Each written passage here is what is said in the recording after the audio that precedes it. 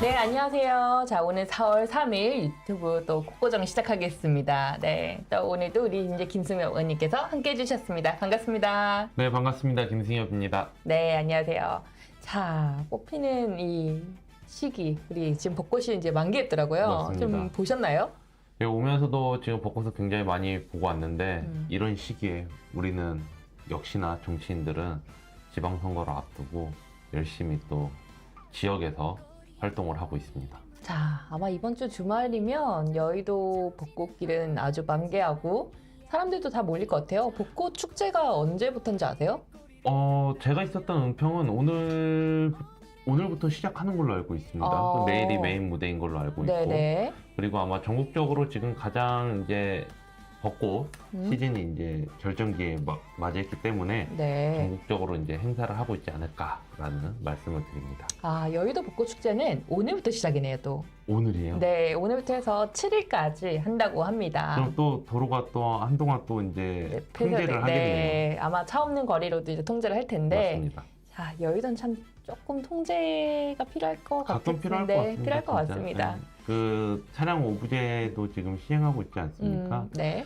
그런 상황에서 지금 논란이 됐던 건 어제 이긴 그 개혁식당의 이제 네. 전 의원님께서 대통령 경호 차량은 예외냐?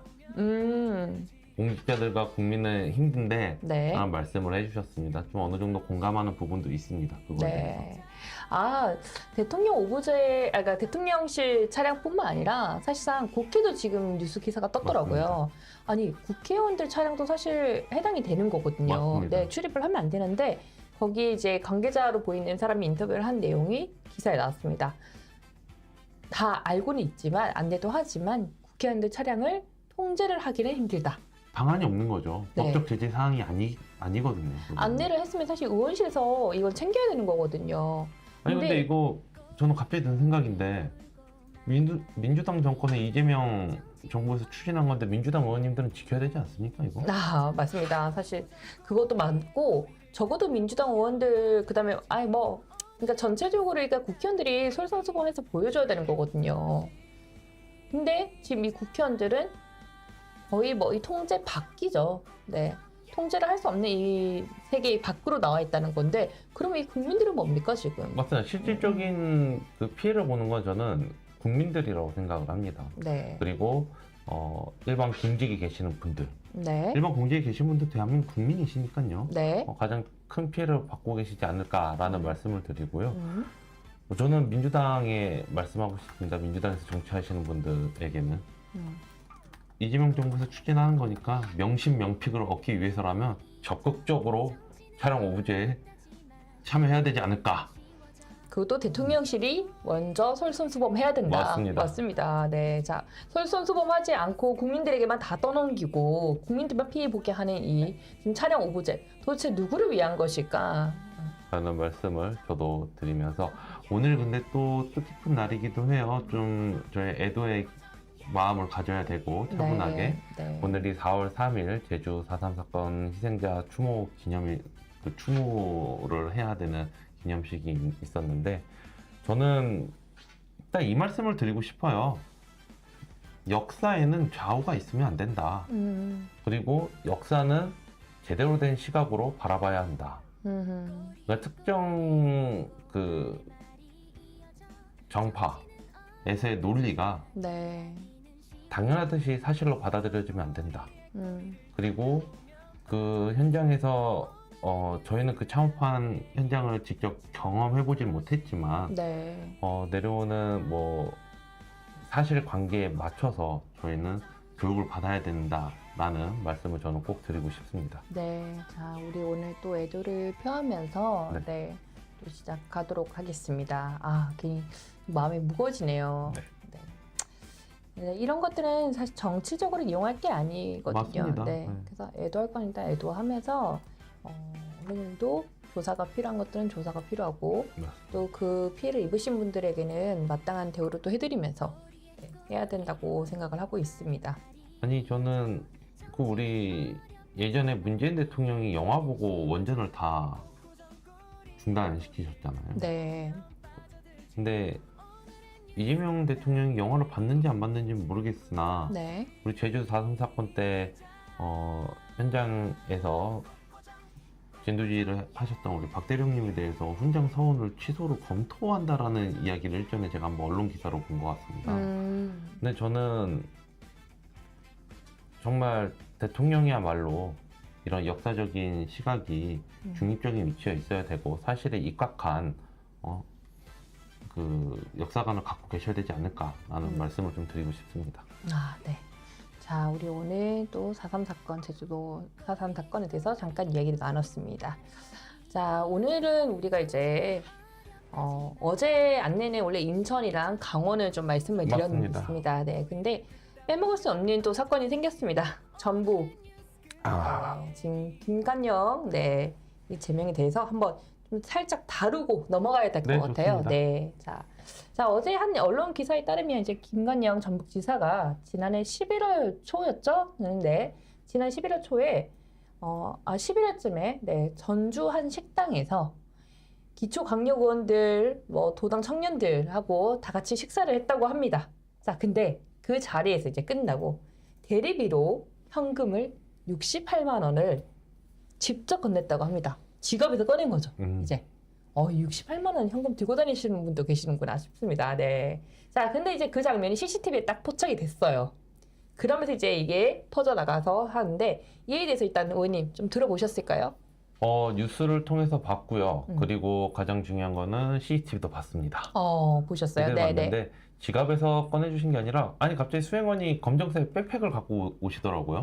그리고 그 네. 안에 이제 봉투를 꺼내셔가지고 네. 한 사람당 5만 원씩 5만 원짜리로 받거든요. 5만 원씩 이렇게 한 약간 참석자한테 노란색이었다. 5만 원씩 네. 이렇게 직접 주시는 것도 영상으로 확인을 했고, 네. 근데 그 확인하면서 옆에 바로 지사의 옆에 앉았던 분이 네. 이 현금 주는 걸 가리고 싶었는지 앞치마로 펄럭펄럭거리면서 돈이 안 보이게 전달되는 걸 안 보이게 이게 펄럭거리시더라고요. 그러면서 저는 느꼈죠. 아, 이거는 김관희 지사가 일명 탄에 맞았다. 저는 이게 탄에 계획된 게 맞았다. 아닐까라는 네. 생각을 하고 있습니다.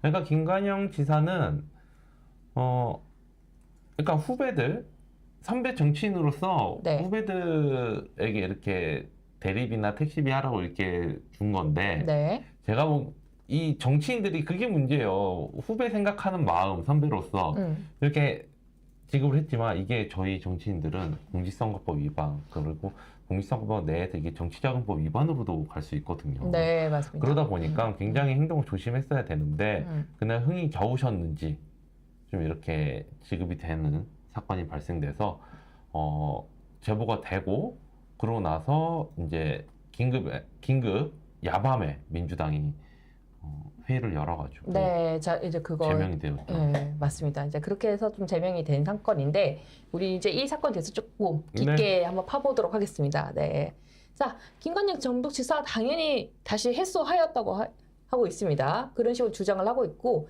참석자 일부는 또 근데 반대로 해소하지 않았다라고 의견이 충돌되고 있는 상황이에요. 자, 그런 반박 주장이 나오고 있는데 자 핵심은 사실 해소 여부가 아닙니다.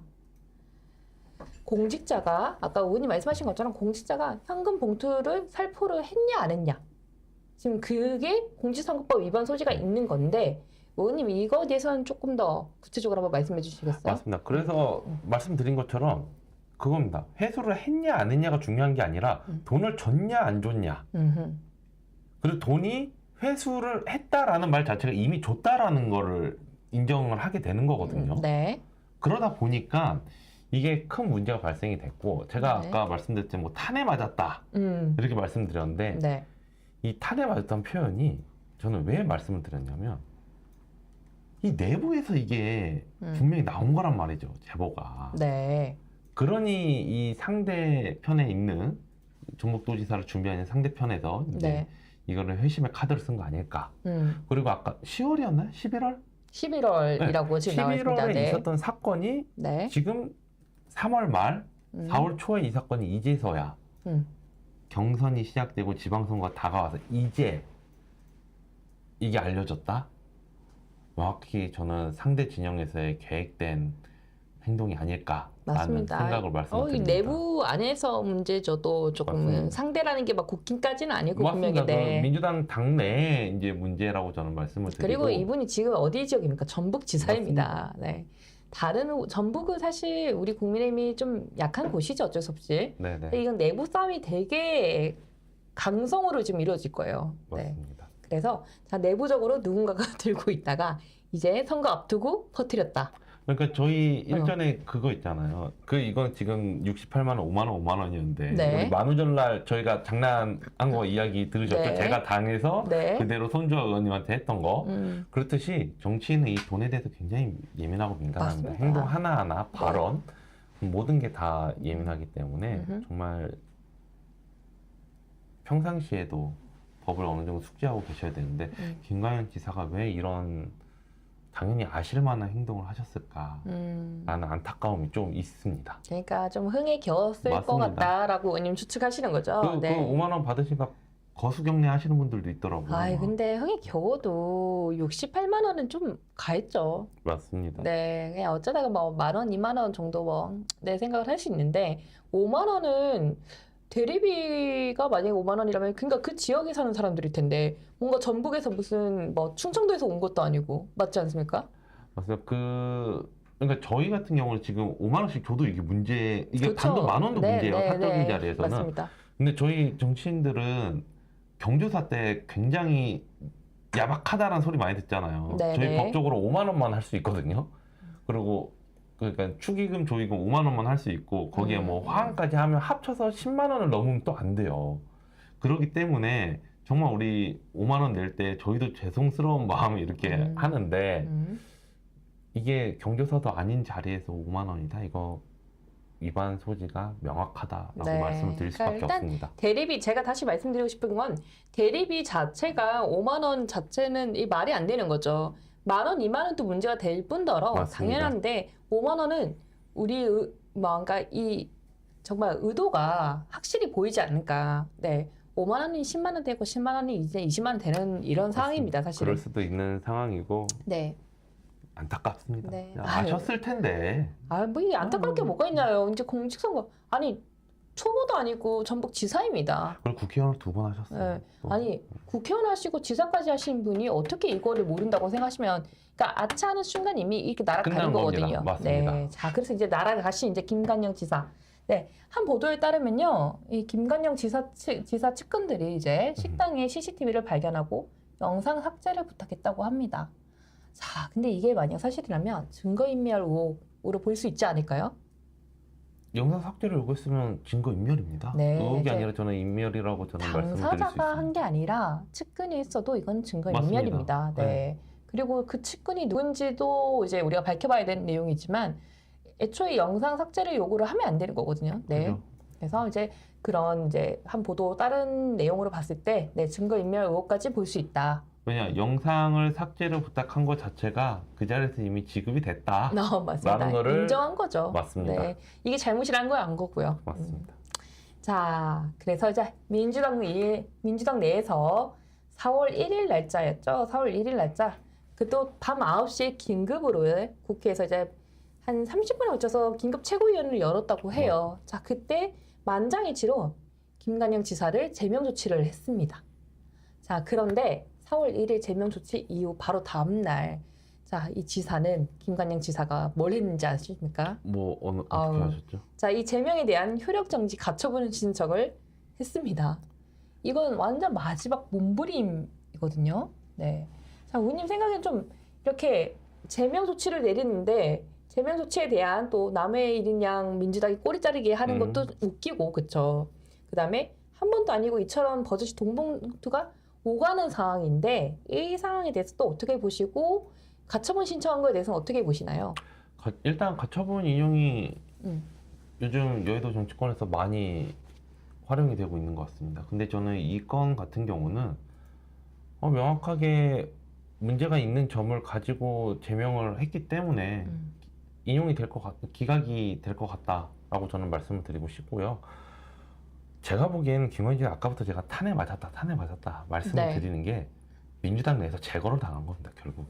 그렇죠. 왜냐하면 이분이 친명도 아니고 그리고 친문도 아니에요. 그래서 개파가 없어요, 민주당 내에서 이분. 제 생각에는. 네. 개파가 없기 때문에 저번에 국회의원도 솔직히 국민의당에서 하셨거든요. 네. 국민의당에서 국회의원을 하시고 그러고 나서 갑자기 지난 대선 때 이재명 현 대통령을 지지 선언하고 돕기 시작한 거예요. 맞습니다. 그 보온 인사로 저는 지금의 지사 공천을 받지 않았나 라는 생각을 했는데 이제 와서 생각해보니까 이 사람이 뭔데? 김관영이 뭔데? 이렇게 되는 겁니다. 네. 너가 친문이냐 친명이냐 둘 다 아니다. 그렇기 때문에 저는 민주당 내에서 정치적으로 제거가 된 게 아닐까라는 의구심을 저는 들고 있습니다. 맞습니다. 김관영 지사 바른미래당에도 한 번 있었죠. 네네, 국민의당, 맞습니다. 바른미래당 이렇게 거쳐서 그리고 무소속으로 국회의원 선거 또 출마를 했었고요. 맞습니다. 네. 자, 그럼에도 불구하고 결국에는 다시 민주당에 입당을 해서 이렇게 하게 된 건데, 자, 이런 사람 결국 꼬리 자르기가 맞습니다. 아니냐라고 이제 저는 그렇게 저희는 좀 생각을 보고 있는 합니다. 상황입니다. 네. 자, 그리고 민주당 내에서도 지금 보니까 이 사람에 대한 가처분 인용이 안 될 거다. 네, 이건 어렵다. 맞습니다. 왜냐면 돈이 오간 상황이에요. 공직선거법을 어긴 거거든요. 네. 자, 이런 것들은 지금 자른 게 맞다. 자, 이건 잘못한 게 맞다라고 지금 보고 있고요. 민주당 내에서도 이건 가처분 자체가 말이 안 되는데 마지막 몸부림치는 게 아니냐. 정답입니다. 네, 거기서도 지금 이런 식으로 판단을 하고 있어요. 자, 오늘 같은 상황에 사실 그때처럼 오영렬 의원님이라든지 민주당 분들 좀 네. 오셨으면 더 좋았을 텐데 좀 아쉽네요. 네. 아니 다음에 오영렬 의원님 한 번 더 초청을 하시죠. 저희. 네. 자, 저희 한 번씩은 보수 채널이긴 하지만 한 번씩 민주당 입장에서도 들어볼 그것도 있다고 보거든요. 네, 선거가 앞둔 막바지로 갈수록 민주당 후보들 아니면 민주당의 측근분들 이런 분들을 좀 초청을 해서 같이 그 민주당 내용과 저희 내용을 한번 같이 나눠보도록 하겠습니다. 자, 그리고 이제 오늘의 주제 이제 강원 인천입니다. 강원 인천 또 재밌더라고요. 좀 재밌는 상황들이 많고 일단 워낙 거물급들이 많이 나왔기 때문에 우리가 좀 다뤄볼 수 있다고 보고 있고 자 강원도 시작을 하려고 하는데 강원도는 일단 더불어민주당 공관위에서 제1호 공천으로 2월 27일 날 우상호 전 청와대 이제 정무수석을 강원지사 후보로 단수 공천했습니다. 자, 근데 이런 파격적인 조치 좀 의원님께서는 어떻게 보시나요? 저는 파격적이지 않다고 생각을 해요. 파격적이지 않다. 우상호 왜냐면 1호 공천인데요? 그러니까 1호 공천인 거 자체도 저는 파격적이지 않다고 생각하는 게 우상호 누굽니까? 이재용 정부의 첫 정무수석입니다. 네네. 이분 그러니까 그건 이제 국회의원도 해봤고 이제 장관직인 수석도 해봤고 청와대에서 보다 뭐 행정하고 싶은 이 장관 현실적인 장관이 아니라 내 고향 가서 일해보고 싶다라고 많이 이야기를 하셨겠죠. 네. 그러지 않는 이상 강원지사에 갑자기 수석직을 내려놓고 가겠습니까? 그런 상황에서 이제 강원도지사를 이제 준비를 하고 내려놓고 준비를 하는데 앞서 말씀드렸죠. 어디 출신입니까? 청와대입니다. 청와대 출신이다. 그러면 쌍명입니다. 명픽과 명심 아니겠습니까? 네. 그러니 강원도지사를 준비를 한 것 같아서 저는 이분이 이게 뭐라 그럴까 파격적이다 라고는 저는 생각은 안 합니다. 파격적인 조치는 아니다. 자, 그럼에도 불구하고 사실 1호 공천이라는 게 민주당 내에서는 좀 메리트가 큰 것 같아요. 그쵸? 이슈하고 싶은 거죠. 네, 이슈를 엄청 크게 만들었죠. 자, 그리고 그 인터넷 떠도는 사진을 보니까 우상호의 캠프 건물 외벽에 항상 또 그것도 있잖아요. 대통령이 보낸 사람이었나요? 그러니까 명심 네. 팔아야 되거든요. 저희가 지금 며칠째 계속 다루고 있는 내용이지 않습니까? 명심, 명픽, 맞습니다. 네, 개딸픽 뭐 이런 거죠. 네. 자, 그런 것들이 이제 난무하는 민주당의 공천 사항입니다. 자, 강원도도 뭐 별 수 없이 지금 결국 명심, 명픽으로 가고 있는 상황인데. 전국적으로 가는 것 같아요. 명심, 명픽. 자, 그래서 이재명 정부는 지금 이 국정 혼란 속입니다. 우리가 여러 어려운 상황들 속에서 정무수석이라는 자리가 맞습니다. 사퇴를 하고 개인 스펙을 위해서 선거에 출마하는 것 이게 맞다고 보십니까? 저는 개인을 위해서 누차 말씀드리지만 개인을 위해서 정치하시는 분들은 이제 정치권 밖으로 나가셔야 된다라는 말씀 다시 한번 드리겠습니다. 그 본인의 스펙을 위해서 도지사를 나온다는 거는 결국은 도지사 돼도 개인 스펙용 행정밖에 안 하실 분이거든요. 네. 사업과 정책을. 네. 그렇기 때문에 도민은 안중에도 없지 않을까라는 생각을 말씀드립니다. 도민은 안중에도 없다. 안 그래도 제가 어제 강원 도민 한 분하고 지인하고 연락을 해봤거든요. 뭐 정치에 관련된 분이 아닙니다. 정말 일반 분이신데 그분 말씀이 딱 이러더라고요. 강원도에서 뭘 한 게 있냐. 맞습니다. 강원도에서 정치를 한 사람도 아니지 않냐. 근데 강원도민들이 왜 뽑아줘야 되냐. 그냥 출신? 뭐 이런 거?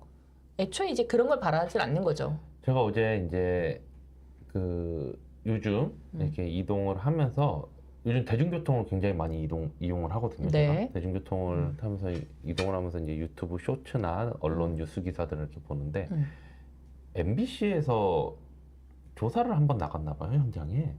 그래가지고 그 앵커분이 한 말이, 기자분이 이제 한 말이 그거예요. 강원도 도민에게. 우상호 정무수석이 후보가 강원도 철원 출신이신 거 아세요? 라고 했더니 전혀 몰랐다는 겁니다. 그만큼 강원도를 위해서 일하신 분이 아니에요, 이분은. 적어도 여태까지 강원도에 약간 입김이라도 좀 있었으면, 그쵸, 고향을 위해서 뭐라도 뭐 예산을 좀 내리거나 뭐 이런, 물론 뭐 자기 지역구도 있겠지만, 네. 뭔가 제스처가 있었으면, 행동이 있었다면 강원도민들이 인지를 하고 있었겠죠. 네. 근데 지금 말 그대로 이제 제가 통화하신 분도 강원 출신인 건 알고 있습니다. 하지만 강원도를 위해서 여태까지 정치적으로 뭘 한 게 있냐? 적어도 한 번은 떨어지든 당선이 되든 뭐든 간에 한 번은 도전했었다면 인지가 됐겠죠. 이게 굉장히 문제인 게 김진태 우리 지사님 같은 경우는 강원도 춘천에서 국회의원을 하셨어요. 네. 그리고 지금 도지사도 하고 계시고 강원도를 위해서 정말 열심히 일하신 분입니다. 네네. 근데 반면 우상호 강원도 철원 출생 강원도를 위해서 뭘 했냐? 네. 이 똑같은 판이 또 어디죠? 대구입니다. 네네. 어제 국민의힘 대구시장 준비하시는 분들 다 대구를 위해서 대구에서 정치활동 하시고요. 대구 시민들을 위해서 의정활동과 행정활동을 하셨던 분들입니다. 반면 김부겸 대구에서 했었죠. 하지만 낙마하면 바로 대구를 버리고 떠났던 분입니다. 그러니까 민주당은 이런 식으로 지역을 제대로 돌봐오지 않았던 사람들을 공천하는 것 자체가 저는 문제라고 생각을 합니다. 맞습니다. 자, 우리 이제 강원도 도민 발언까지 좀 인용을 하면서 말씀을 좀 드리고 있는데 계속해서 좀 우리가 우상호에 대해서 좀 알아보도록 하겠습니다. 자, 이제 현재 한국 경제는 고환율, 고금리, 고유가 이거를 쓰리고라고 하더라고요. 네, 자, 이 쓰리고의 쇼크를 직격탄을 맞고 있는 상황입니다. 자, 근데 이런 상황에서 우리 6월 3일 지방선거를 앞두고 나서 이제 우상호 포함해서 민주당 후보들은 다 이재명 발의를 하고 있어요. 아까 좀 말씀드렸죠? 명픽, 명심. 네. 자, 이재명 발의를 계속 하고 있는데 이에 대해서 좀 어떻게 보십니까? 의원님 입장에선. 정말 우리 국민 여러분 지금 쓰리고로 인해 굉장히 힘드십니다. 근데 이런 상황에서 어제 대통령이 추경 관련된 시정연설을 하지 않았습니까? 네네. 결국은 또 이 추경이 현금 살포입니다. 결론적으로 이 현금 일시적으로 받으면 좋습니다. 하지만 그 빚 오롯이 본인들과 받은 저와 저희 미래 세대들이 갚아 나갈 빚입니다. 지금 나라 빚이 6,500조를 돌파를 했습니다. 네. 이거 문재인 정권에서 코로나 팬데믹 대응하겠다고 해서 현금 살포하고 나서 엄청나게 불어난 나라 빚이거든요. 거기에 추가적으로 나라 빚을 이렇게 또 만들겠다. 저는 민주당이 정말 국민을 생각을 안 한다. 국민의 미래를 생각을 해야지 당장 앞만 본인들의 표심만 생각해서 이렇게 현금 살포하는 거 저는 옳지 않은 행동이지 않을까라는 말씀을 드리고요. 이와 관련해서 지금 민주당의 모든 후보들이 이재명 대통령 발의하고 있습니다. 명심, 명픽 이렇게 대통령이 보낸 사람, 대통령과 일할 사람, 일한 사람 이런 식으로. 저는 진정 대한민국의 정치인이면 국민을 우선시 해야지 대통령을 팔아서 정치를 할 사람들은 저는 안 하는 게 낫다. 국민을 바라봐야지 본인의 개인적인 사사로운 그 자리를 위해서 일하는 분들, 이런 분들 때문에 국민들께서 정치를 더 멀리 하시는 거 아닐까라는 저는 말씀을 드리겠습니다. 자, 우리 이제 이 3고의 직격탄을 맞고 있습니다. 자, 좀 전에 질문이랑 똑같은 건데, 정청래 대표도 우상호 후보를 지원하기 위해서 한번 강원도를 방문한 적이 있습니다. 네, 얼마 전에 현장 최고위원을 강원도 맞습니다. 철원이었나요? 어디서 열었더라고요. 자, 근데 그때도 우상호 후보를 어떻게 띄워준지 아십니까? 뭐라고 했습니까? 대통령이 보낸 사람. 아니, 그렇게 소개를 합니다. 아니, 대통령이 보낼 때 자기가 사퇴하고 갔죠. 뭘 대통령이 보내요, 보내기는. 아니, 누가 보내야 선거를 출마합니까? 그러니까요. 그러면 지금 민주당 후보들 다 대통령이 보낸 사람입니까? 후보되면? 아니, 그러니까 저는 이 핵심은 대통령이 보내야만 정치를 하고 지역을 위해서 맞습니다. 일한다. 이렇게 볼 수 있는 거거든요. 그러니까 그 지역을 위해서 정말 일할 마음이 있냐 없냐 이게 아니라 대통령이 보내서 그냥 왔다. 그럼 강제로 내려보냈다. 너 나가. 이거 아닌가요? 우리 챙겨줄 사람 또 있으니까 너 그냥 지사 나가 이거죠. 그쵸. 아니, 그러니까 어떻게 그런 식으로 해서 도지사를 맡기고 시장을 맡기고 그런 식으로 합니까? 이거는 그 지역의 주민들을 기만하는 거거든요. 맞습니다.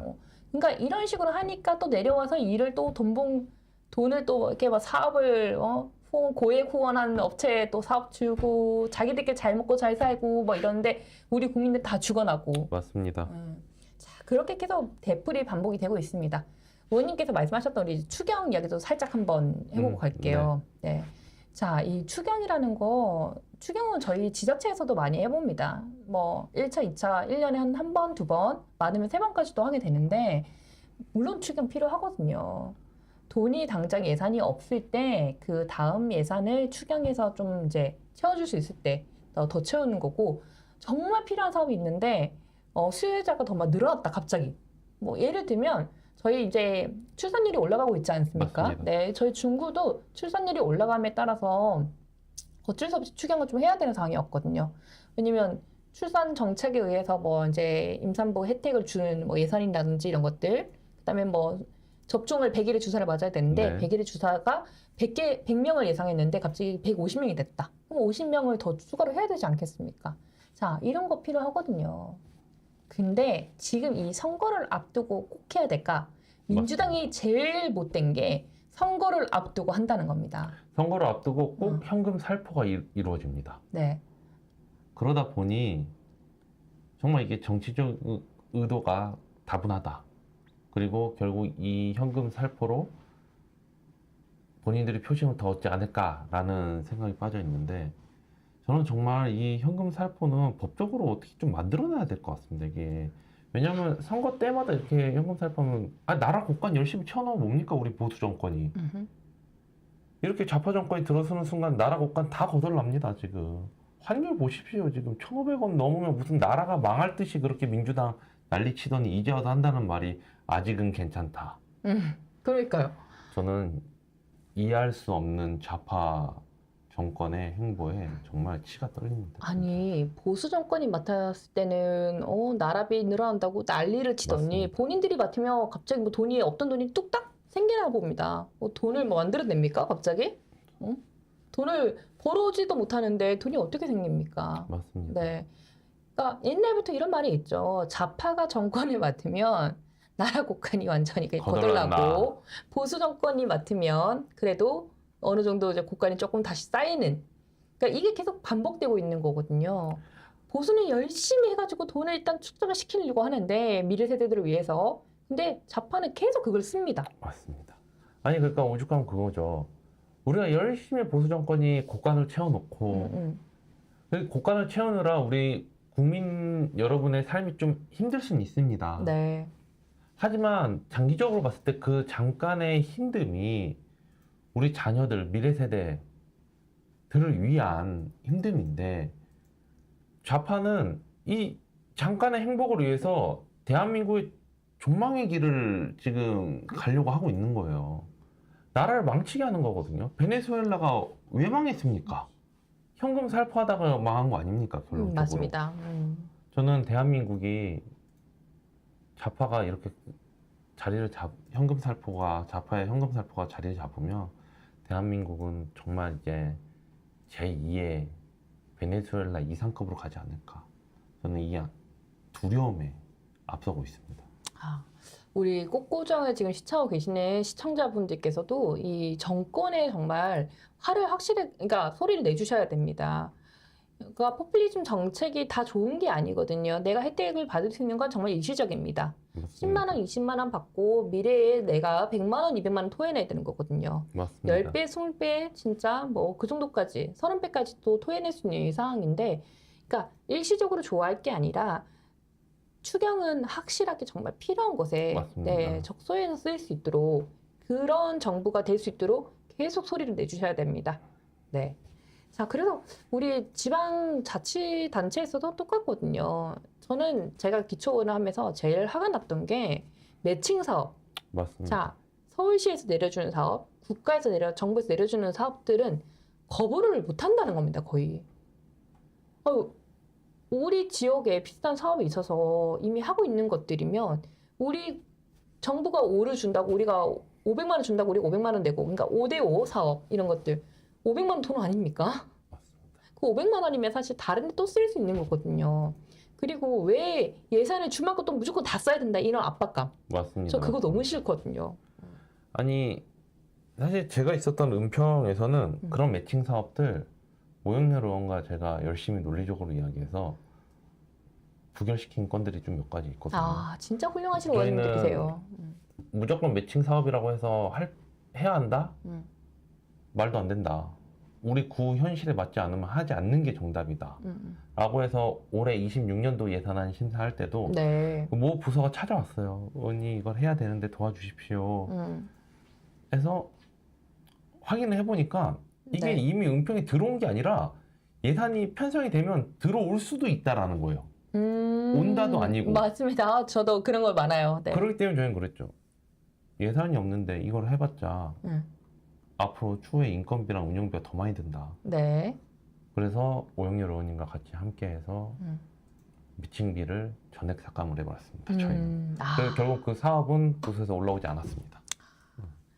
자, 정말 이 지방자치도 그렇고요. 국회도 그렇고 여야를 안 가리고 분명히 너무 말도 안 되는 사업들은 삭감을 해야 되고 맞습니다. 부결을 시켜야 되는 네. 거거든요. 근데 그러지 않고 이렇게 지금 계속 내려오다 보니까 190석 거대 여당은 무조건 통과입니다. 지금 정부에서 하겠다는 거, 이재명 정부가 하겠다는 이 추경 무조건 다 통과겠죠. 반대하는 사람 없을 거예요. 네. 아니 저는 사실 오늘 이거 잠깐 옆에 길로 세자면 서영교가 지금 법사위원장이 됐어요. 네. 그 서영교가 법사위원장이 돼서 오늘 곽규태 의원님이 관계부처에 질의를 하고 있으시면서 네. 자료 요청을 하셨단 말이죠. 네. 서영교가 뭐라는 줄 아십니까? 뭐라고 했나요? 본인 보고 이야기하랍니다. 아니 언제부터 동료 의원의 시선까지 신경을 써가면서 나를 보고 자료를 요청해라.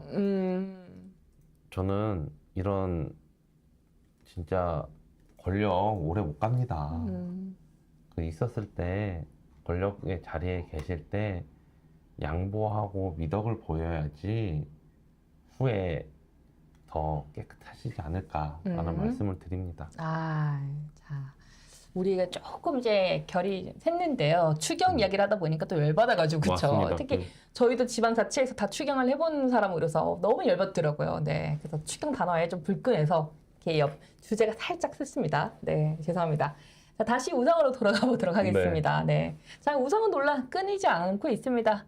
자, 이번 찾아보니까 우상은 논란 중에 하나가 있더라고요. 자, 과거에 5.18 전야제 룸살롱 사건과 관련된 동료 의원 욕설 폭로라는 좋은 글씨가 있더라고요.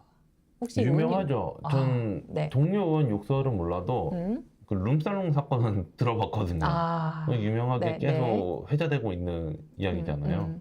그러니까 이렇게 민주화 운동이라고 민주화 운동했다 이렇게 탈을 쓰시고 결국 룸살롱 가서 술 드신 거예요. 왜냐면 민주당이 진짜 우상호를 이렇게 막 개혁의 적임자라고 하면서 강원도에 보낸 거잖아요. 그쵸? 자, 근데 지금 이 강원지사로 나온 사람이 이런 도덕적 이력을 좀 가지고 있는데, 허점을 가지고 있는데, 도대체 이게 이 사람이 강원도민의 수장이 되겠다, 그러니까 지사가 되겠다라는 게 맞다고 보시나요, 의원님? 이런 상황 어떻게 보시나요? 아니 지금 눈살롱 사건과 동료 의원 욕설 사건이 있는 분인데 네. 민주당에서 개혁의 적임자? 네. 강원도 뭘 개혁하겠다는지 일단 그거부터 밝히시고 개혁의 적임자라고 말씀하는 게 맞지 않을까라는 말씀을 드리고요. 우상호는 강원도 개혁의 적임자가 아니라 강원도의 수치의 적임자라고 저는 말씀드리고 싶습니다. 수치의 적임자. 이거 너무 좋은 말인데요. 그러니까 되게 적절한 표현 맞아요. 지금 저희는 제대로 된 그러니까 공약이라든지 강원도를 위해서 어떻게 하겠다 뭐 이런 것들도 없이 결국에는 개혁의 적임자? 그건 무시하잖아요. 그러니까 이런 5.18 전야제 룸살롱 사건 같은 있는 사람을 이런 수치가 있는 사람을 맞습니다. 결국에는 대통령이 보낸 사람이라고. 그나물의 그 밥은 정말 아우 제가 아무리 유튜브가 조금 편하다 하지만 진짜 욕하고 싶은데 우리는 참아죠. 똑같이 갈 수는 없잖아요. 네, 정말 이 대통령이나 대통령이 보낸 뭐 정무수석이라는 사람이나 뭐 다 똑같은 거 아닙니까? 네. 맞습니다. 결국 끼리끼리 논다라는 이 표현이 맞는 겁니다. 네. 자, 이거 말하다 보니까 우상호는 진짜 제 입이 더러워지는 것 같아요. 수치의 적임자. 네. 강원 수치의 적임자. 딱 괜찮지 않습니까? 강원 개혁의 적임자가 아니라 강원 수치의 적임자.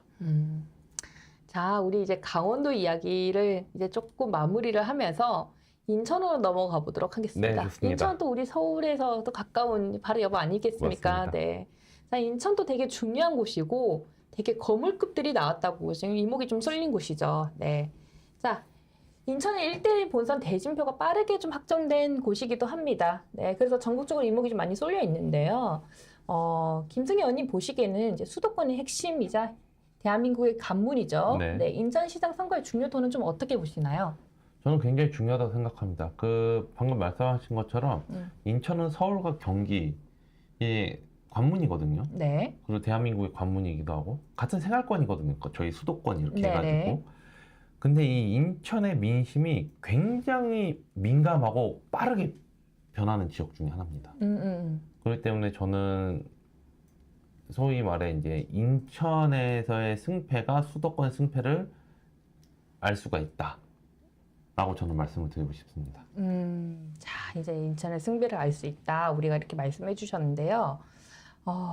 자, 인천시장 선거는 제가 좀 더 앞서 말씀드린 것처럼 서울시장만큼이나 다들 여야 거물급 후보들이 나왔다라고 합니다.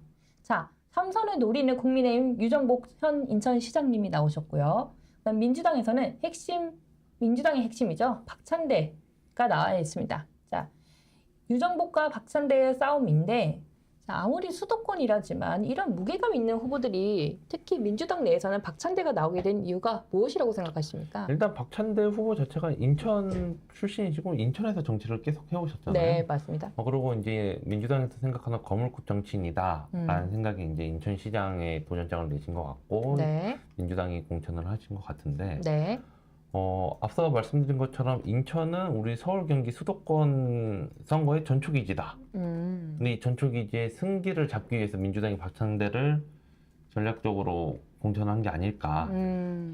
지역 출신을 부각을 하고 그 다음에 네. 이제 국회의원 활동을 오래 했기 때문에 그 점을 부각시키기 위해서 유정복에 대응할 만한 사람은 박찬대뿐이다. 이렇게 결정이 나지 않았나. 자, 왜냐하면 유정복 시장님도 국회의원 그리고 인천시장 이렇게 해가지고 인천에서 계속 정치활동을 해오셨거든요. 네. 그렇기 때문에 박찬대가 나온 거 아닐까라는 생각을 저는 말씀을 드립니다. 자, 유정복을 견줄 수 있는 사람 후보는 박찬대뿐이다. 이제 민주당에서 파악을 했다. 하지만 결국은 박찬대 후보 또한 명심과 명픽인 거죠.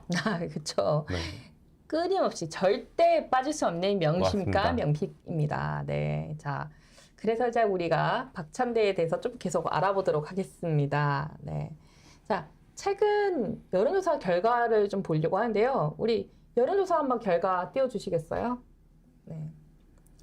자, 최근 여론조사 결과를 보면 네. 박찬대 의원이 오차 범위 안에 밖에서 유정복 시장을 좀 앞서는 흐름이 나타나고 있습니다. 자, 좀 안타까웠긴 한데 네, 지역별로는 이제 박찬대 의원이 부평, 계양 등 동부권에서 강세를 좀 보이고 있는 반면에 유정복 시장은 전통적 지지 기반인 광화 옹진에서 네. 네, 그리고 남부권에서 좀 방어선을 치고 있어요. 네.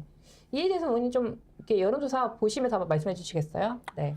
저희 지금 인천시장 가상대결에서 거의 오차범위 밖이에요. 완벽하게. 네. 지금 한 12% 정도 차이가 나고 네. 안타깝게도 그 우리 유정복 현 시장님이 22% 그리고 민주당 박창대 후보가 34%의 지지율을 보이고 있습니다. 네. 부동층은 37%인데 네. 이 부동층 37%가 가장 저는 큰 변수다. 근데 이 변수가 저는 중도층이실 것 같고 그리고 이 중도층에 계시는 이 표심이 저는 거의 동북권에 몰려 있지 않을까라는 동북권에? 생각을 좀 말씀을 네. 드립니다. 그래서 이 중도 표심과 그다음에 동북권의 표심을 어느 누가 더 확보하냐에 따라서 이번 인천시장 선거는 승패가 나뉠 것 같다라고 말씀을 드립니다. 자, 인천이 이제 인구 밀도도 좀 높습니다. 네. 그래서 정책 변화에 되게 민감한 곳인 맞습니다. 거거든요. 맞습니다. 그래서 아까 의원님 말씀하신 것처럼 이제 부평이라든지 또 동북권이 승패를 좀 가릴 것 같다. 그 말씀이신 거죠? 네, 맞습니다. 그 우리 국민의힘 같은 경우는 강화 옹진과 이제 남북거 네. 전통적인 지지 기반을 갖고 있고 네. 민주당 같은 경우는 부평과 함께 그 저희 동북권의 지지 기반을 확고히 가지고 있는 상황인데 이 두 개 지지 지역이 너무 성격도 다릅니다. 또 그러다 보니까 양층 모두 각 상대 진영의 표심을 지역의 표심을 갖고 오려고 노력을 할 거고 이 부동층 중도 표심을 가지고 오려고 노력을 할 것 같은데 저는 어쨌든 이번 선거의 가장 중요한 것은 우리 국민의힘으로서는 동북권의 표심과 중도층의 표심을 확실히 확보를 해야 된다라고 저는 말씀을 드리겠습니다. 제일 중요한 말씀이십니다. 네, 중도권하고 그다음 동북권을 어떤 식으로 확보를 하냐. 맞습니다. 자, 유지를 하면서 집도끼는 절대 놓치면 안 됩니다. 맞습니다. 네, 자, 거기 플러스 이제 중도를 더 잡아야 되는 거거든요. 네, 그렇게 해야 모든 선거는 이깁니다. 네. 맞습니다. 자, 유정복 시장에 대해서도 우리가 좀 이제 나중에 이야기를 한번 해볼 텐데요. 일단 박찬대 계속 이어나가도록 하겠습니다. 자, 박찬대 하면 또 잊을 수 없는 사건이 있습니다. 우상호만큼이나 또 참 대단한 사건이 있더라고요. 자, 22년도에 8월에 혹시 우리 무슨 일이 있었는지 기억이 나시나요? 여름이었습니다. 저희가 그때 봉사활동도 갔었어요. 아, 수해봉사. 네. 그때 비가 엄청 내렸죠, 수도권에. 맞습니다. 네. 저도 당시에 지방 갔다가 올라가는 길에 기차가 출발을 안 하더라고요. 근데 왜 출발을 안 하나 했더니 이제 어느 수도권 이제 닿아서부터 이제 통제를 하기 시작하니까 또 이제 기차 노선이 잠긴 거죠, 물에. 물에 잠겨서 기차들이 점점 딜레이 되는 거죠. 그래서 출발을 못 하고 대전에서 멈추고 뭐 대구에서 멈추고 뭐 이런 이제 기차가 발생하게 되면서 제가 이제 예약을 했던 기차는 그때 저녁 한 7시, 8시쯤에 타는 거였고 어제 12시 안에 서울을 도착하는 거였던 걸로 기억하거든요. 네네. 근데 기약 없이 그냥 계속 기다리래요. 그때 그래요? 기억이 정말 새록새록합니다. 그래서 못 올라가는 건가 했는데 한 4시간인가 5시간 있다가 출발했던 걸로 기억이 나요. 도착할 자. 시간에 출발을 하셨네요. 네, 네, 원래 그렇죠. 자, 그런 사건이 있었는데, 자, 그때 당시 22년도 8월에 박찬대가 수도권 침수가 피해가 이제 한창이었던 그 시기에 박찬대 트위터에는 뭐가 올라왔냐? 자, 신나, 맴멜, 재밌다라는 내용의 게시글이 뭐라고요? 약간 신난다의 신나. 네. 네, 그다음에 멜멜, 매일매일? 멜멜. 아, 매일매일 신난다. 그 의미 아닐까요? 매일매일인 것 같습니다. 저도 네. 이 줄임말을 잘 안 쓰는 편이라서 잘은 모르겠는데, 그다음에 재밌다. 재밌으셨나 봐요. 그 국민들이 피해받고 고통을 받고 있는 상황이. 이거 딱 이게 해서 그대로 해보면 신난다, 매일매일 재밌다. 이걸로 보이거든요. 네. 이 트위터 제가 캡처한 걸 좀 올렸으면 참 좋았을 텐데 참 읽기도 부끄럽네요.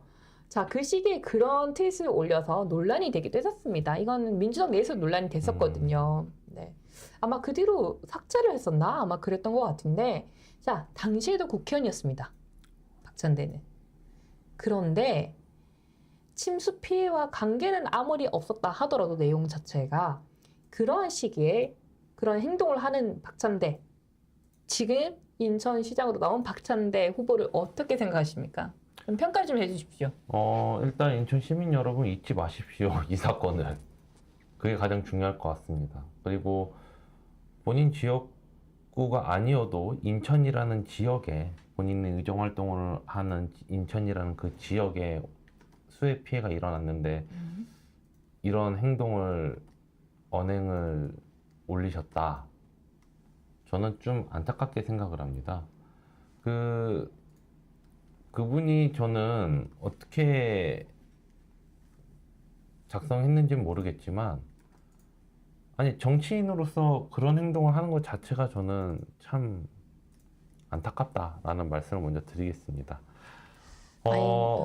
네. 결론적으로 말씀드리면 본인은 이제 쉽게 말을 했다고 해도 네. 지금 올라왔네요. 제가 이거 안 그래 지금 보고 있었는데 네네. 국민이 힘든 시기에 이제 가변 언행을 하는 분들은 언젠간 큰 실수를 할 겁니다. 근데 저는 진짜 지금 보면 제가 언급한 사람들이 나오네요. 저 이번 주 계속 말했던 사람들이 네. 나옵니다. 이래서 명심인가요? 바로 옆에서 지금 손을 잡고 있는데 그 옆에는 아니야 우리 요즘 계속 언급하는 분들 다 나왔네요. 오늘 언급한 분이 일단 한 명 또 나왔네요 여기.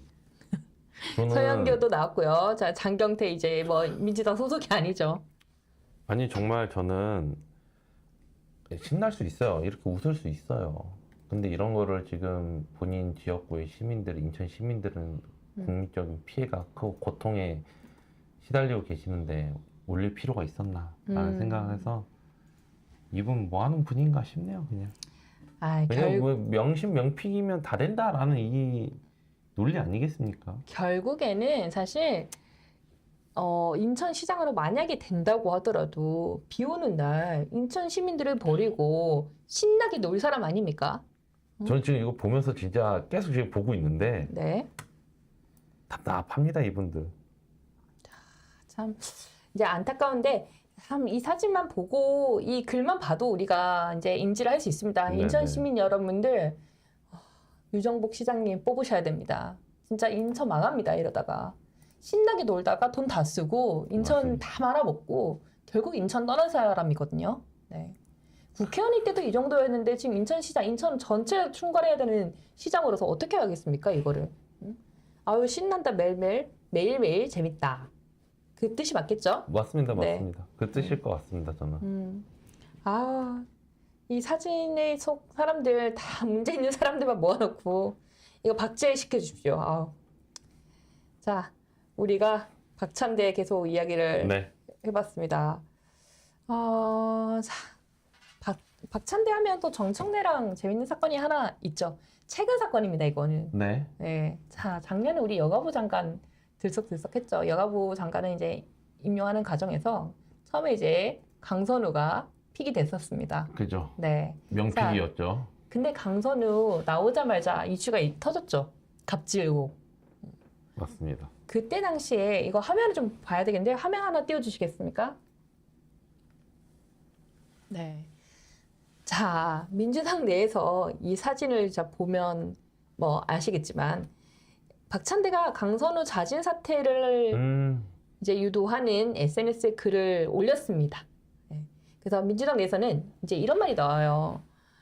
박찬대는 민주당 위해서 총대를 맨 게 아니라 총으로 동지를 쏜 게 아니냐. 네. 그래서 총대를 맨다라는 것은 본인이 희생을 했다는 건데 박찬대가 뭔 희생을 했는가라는 이런 반응이 민주당 내에서 나오고 있어요. 그때 당시 많이 나왔고요. 자, 그래서 진짜 희생을 한 사람은 여가부 장관직을 사퇴한 강선우라고 그 정도까지 나왔습니다.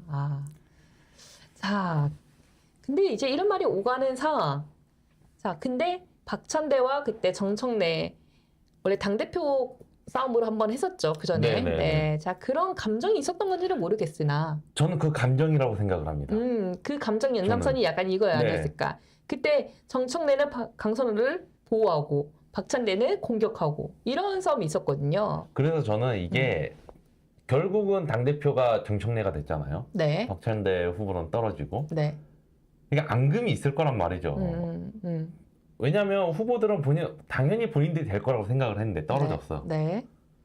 그러다 보니까 이 앙금을 어떻게든 이제 겉으로는 풀린 척 하고 있는데 내심 풀린 게 아닌 거죠, 이게. 그러니까 저는 강선우 여가부 장관 사건 건으로 네. 폭발하지 않았나. 근데 이건 이제 박찬대가 사실 먼저 좀 쏘아 올렸잖아요. 민주당 내부에서는. 맞습니다. 네. 그래서 근데 그거에서 바로 정청래는 강선우를 보호하는 듯한 글을 또 메시지를 던졌습니다. 그러니까 둘의 싸움이 끝나지 않았던 거예요. 아. 그 시기에. 그때 사실 저희 보수 입장에서 봤을 때, 얘네 둘이서 왜 이래? 그러니까 아직도 그 안가품이 맞습니다. 당대표 전당대회 그 안가품이 남아 있나? 이제 그런 생각밖에 들 수 없었거든요. 네. 저는 그게 맞지 않을까라는 저는 생각을 하고, 그리고 이제 질문 주신 것 중에 저는 한 가지 동의할 수 없는 게 있습니다. 어떤 거요? 강선우는 희생하지 않았습니다. 맞습니다. 강선우는 정치를 떠나야 되는 게 맞습니다. 제가 말씀드린 거는 민주당 내부의 의견이 이제 그랬다라는 그죠, 거죠. 그죠. 네. 그러니까 민주당 내에서도 뭐 희생을 했다 이런데 결국 희생했다 표현하신 분 지금 빵에 가 계세요 지금. 그러니까 저는 민주당도 정신 차려라. 희생한 사람에게 희생했다고 표현을 해라. 그게 정답이다. 그러니까 희생이 뭔지도 모르는 맞습니다. 이 희생이라는 단어의 해석을 잘못하고 있어요, 민주당은.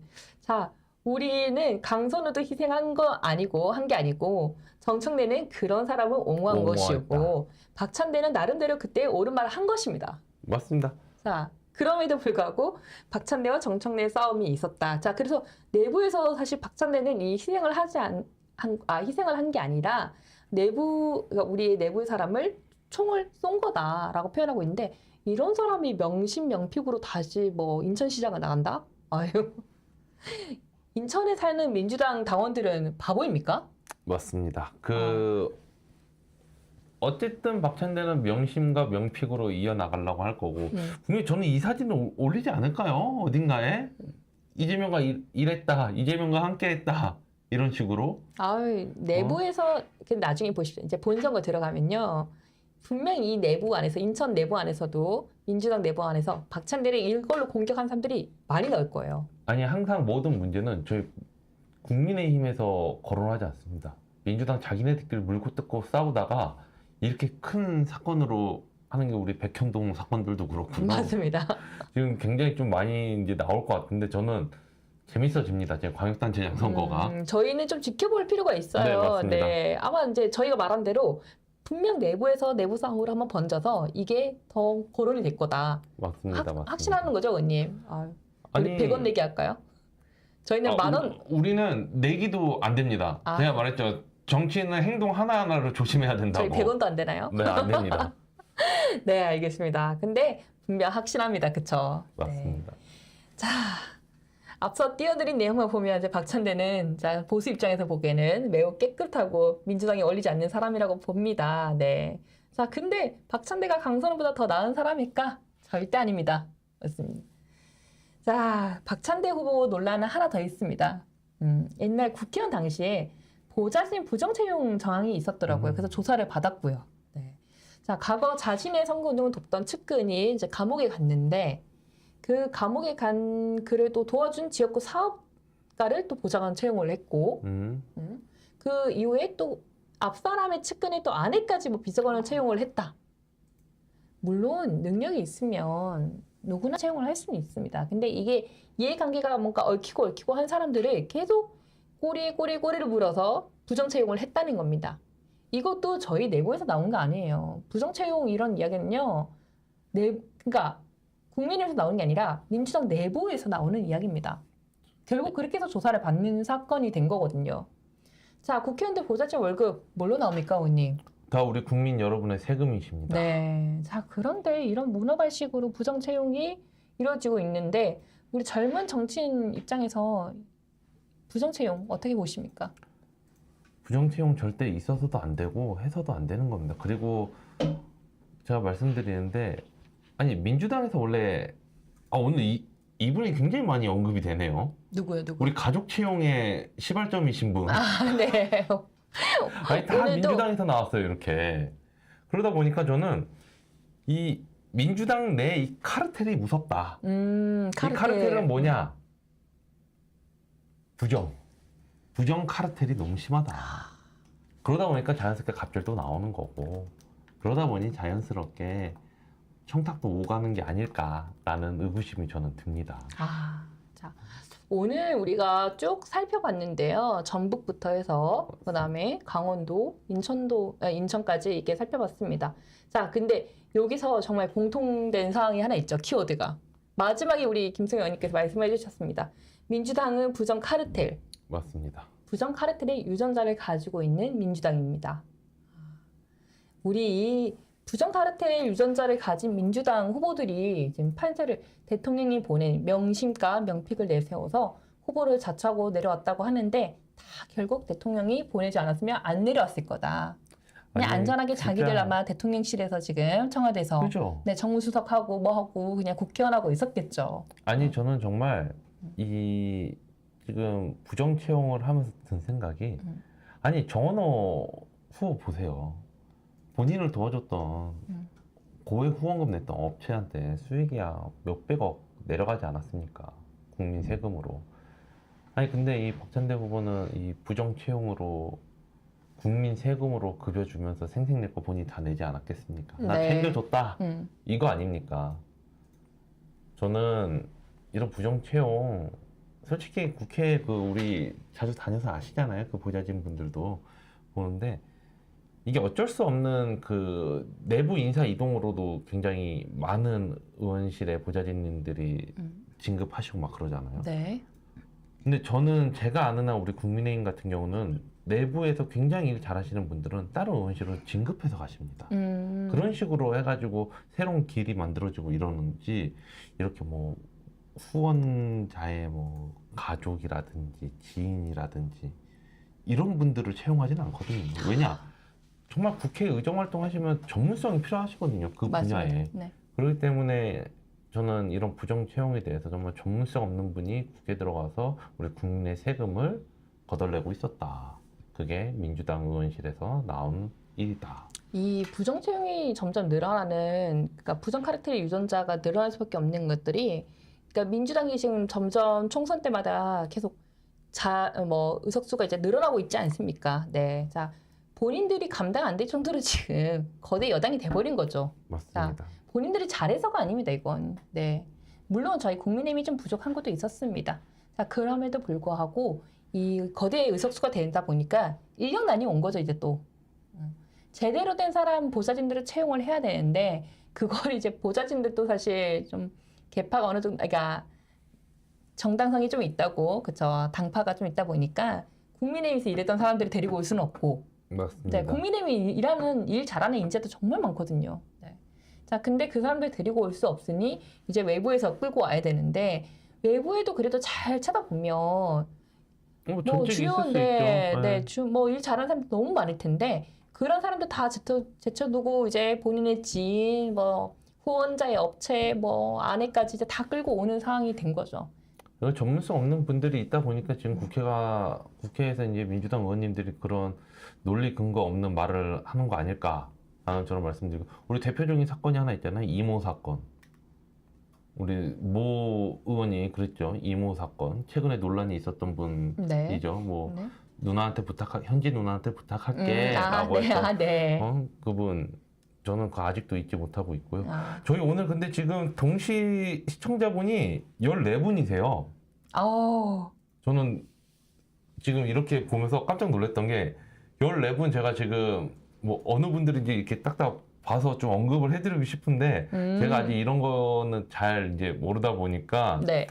되게 감사하다는 말씀 먼저 드리고, 저희 매주 월요일, 금요일 오후 3시에 이렇게 라이브 방송을 하는데 월요일부터 금요일까지. 네. 맞습니다. 월요일부터 월화수목금 네. 주 5일간 저희가 이렇게 3시부터 4시까지 라이브 방송을 하는데 함께 시청해 주시면서 저희가 좀 언급을 해줬으면 하는 것도 이렇게 채팅창에 올려주시면 함께 저희가 찾아봐서 언급도 하고, 그리고 저희 이렇게 채팅방으로 해가지고 많은 소통을 했으면 좋겠다는 말씀 먼저 드리겠습니다. 제가 해야 될 말을 그래도 김승현님이 제가 항상 까먹고 있으면 말씀을 잘해주세요. 아니 지금 보니까 이게 무슨 전 너무 반가워가지고 지금. 제가 열심히 또 홍보를 많이 했습니다. 아니 보니까 우리 선희 언니 속 시원한 말씀 많이 해주셔서 감사합니다. 김승엽 의원님도 화이팅입니다. 우리 둘 다 응원해주시니 너무 감사합니다. 이 말씀 너무 와닿네요. 예전에는 깨끗한 척이라도 했는데 이제 뻔뻔하죠. 맞습니다. 정답입니다. 너무 뻔뻔합니다. 이 뻔뻔의 도를 넘어서 네. 저는 이분들은 이제는 집에 가야 된다, 짐 싸야 된다. 저는 그렇게 말씀을 드리고 싶습니다. 자, 우리 오늘도 이제 이렇게 지역 세계를 또 살펴봤고 맞습니다. 추경까지 이야기를 했고요. 네, 또 이제 뭐 부정 카르텔 이제 이거까지 또 이야기를 해봤는데 다음 주에도 할 이야기가 너무 많아요. 정말.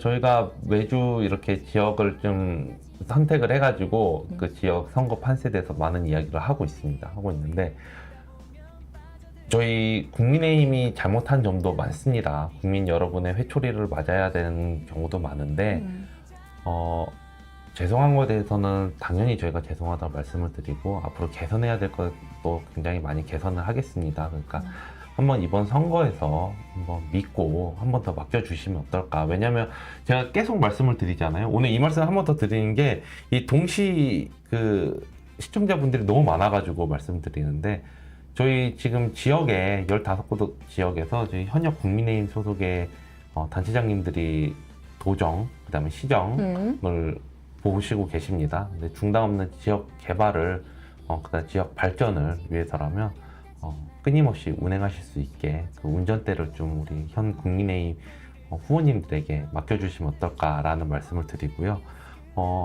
저희 이제 곧 4시가 넘었네요, 벌써. 네. 네. 그래서 한번 다음에 이제 다음 주는 더 다른 주제로 이제 이렇게 한번 찾아뵙겠습니다. 네. 항상 이제 저희가 저희 젊은 세대들이 또 솔선수범해서 국민의힘이 더 모든 지역에서 전국적으로 우리 시민분들, 국민분들께서 인정을 할 수 있도록 뉘우치는 자세로 다가가도록 하겠습니다. 네. 항상 이제 꽃고정 마지막 멘트죠, 항상. 네. 우리 꽃고정 좋아요, 구독 많이 눌러주시고요. 매주 월요일에서 금요일 오후 3시에 찾아뵙도록 하겠습니다. 그리고 중요한 거 하나 빠졌습니다. 어떤 거요? 저희 알람 설정까지 부탁을 드리겠습니다. 제가 원래 유튜브를 잘 안 해서 진짜 이게 머리에 딱 들어오질 않아요. 이 유튜브를 자주 보는 사람으로서 네. 저는 알람 설정까지 해달라라는 부탁을 좀 드리고 있습니다. 제가 잘 안 보니까 몰랐습니다. 네, 알람 설정까지 부탁드리고 우리 꽃고정 또 다음 주 월요일 오후 3시에 뵙겠습니다. 네, 감사합니다. 네, 감사합니다.